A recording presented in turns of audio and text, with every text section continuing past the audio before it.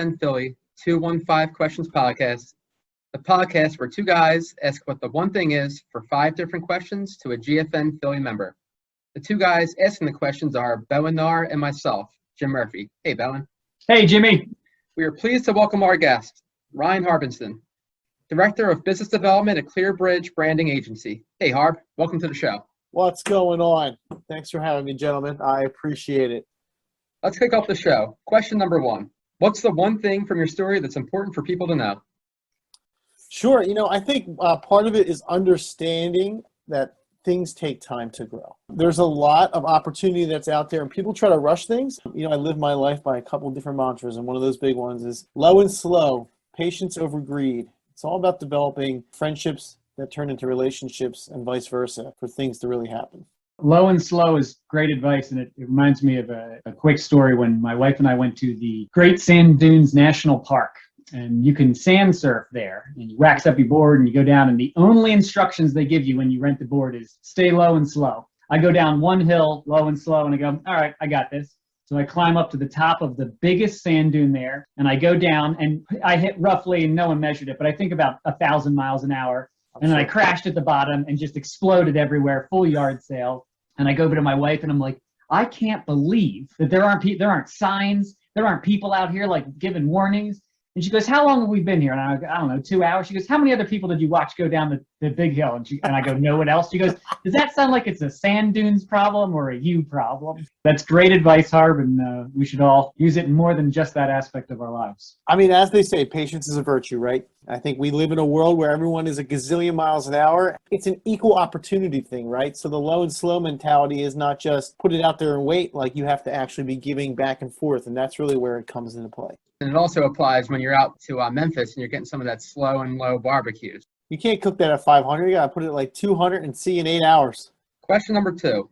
What's the one inspirational quote that you would share with the listeners? I've lived my life through this phrase for a long time, and that's follow your joy to your best ability with no expectations. I think the most important part of that is with no expectations. Meet life as it comes. That's it. What is it? Comparison is the thief of joy.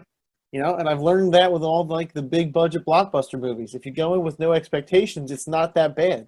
The G.I. Joe movies aren't that bad if you don't go in with any expectations. Yeah, I have to disagree with you there just because I went in with some pretty low expectations. And Rise the Cobra did not even hit them. But God. Let's not get into that. And the Transformers, don't get me started on that. Nerd alert, watch out. It's a good time to check in with yourself and say, are you happy? Are you still finding joy in whatever you're doing, whether it's work or personal? And don't have that expectation that things are going to get better. Make yourself get better and make that change. Maybe it's the pivot or maybe it's sticking with it. But at least at that point, you've kind of put yourself back to center and then you got things moving in the right direction. Yeah, I think we're in a spot with all the craziness that's been going on. The joy factor is a big part of that. We live in a world now where like the new currency is accountability. And we're seeing that more and more with everybody being at the house and everything. And if that joy leaves because there's no culture, then it opens up the opportunity for really a couple things, right? It's very easy to find a new gig these days now because everybody can't wait to hire people.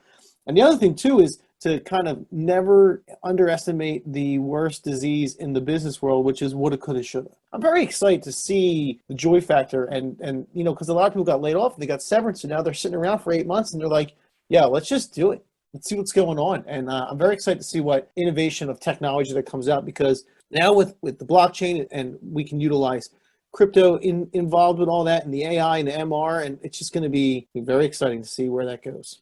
Rapid fire. What's your one book or podcast? I'm going to do both. So book for me, easy. It's a great read. One of my favorite books of all time, Animal Farm by George Orwell. And podcasts, I don't have a podcast in general, but I love mythology. So any kind of like old school, like Greek mythology.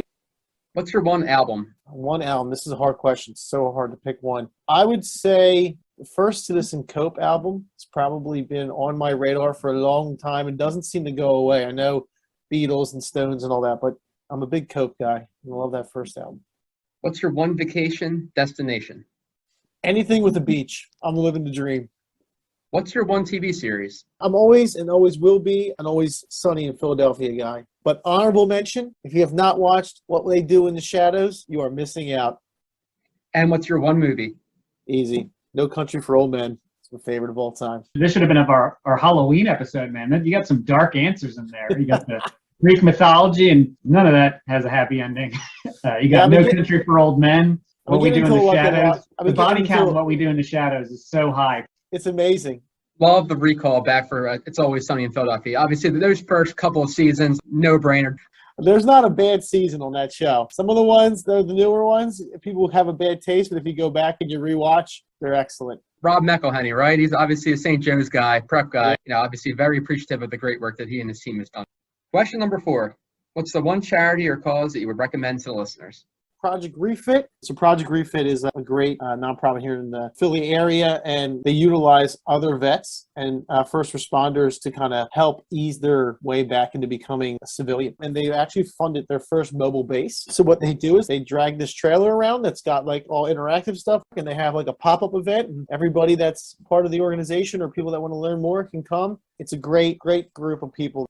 Can't argue with that as a charity right there, because I was actually at a coffee this morning prior to recording this, and the gentleman was talking about a similar charity here in Denver that helps veterans as they transition out of the military. Near and dear to me, it's both my brother and his wife are still currently serving as Army Rangers, and my brother-in-law's a Marine. And you talk to some of the people that they know, and it is not an easy transition. Now, after they've done a handful of tours too, that's the hardest. Yeah, I mean, if you want to learn more, check it out, projectrefit.us. They're doing amazing work. I highly recommend reaching out to them. Harbin, you brought up a good point there. It's been over 20 years since 9/11. So I've been reading a book, Brothers Forever, that covers Travis Manion, who's here from the Doylestown area. But they mentioned that book when they're talking about 2008, 2009, kind of unfortunately kind of got pushed back as far as being top of the news all the time.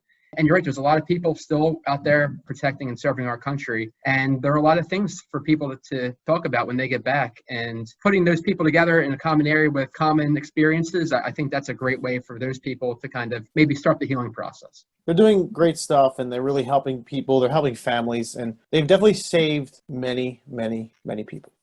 And the last question, what's your one tip for building a meaningful connection?